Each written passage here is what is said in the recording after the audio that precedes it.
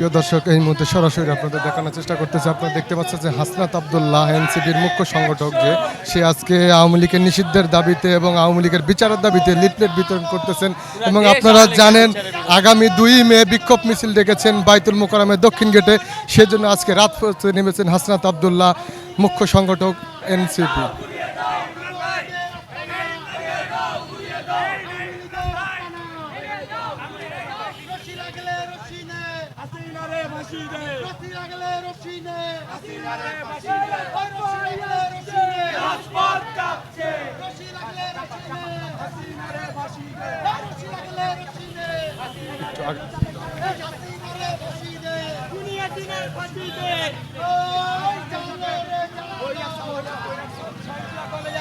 জালো জালো রে জালো, এই জালো রে জালো, ওই অ্যাকশন টু অ্যাকশন,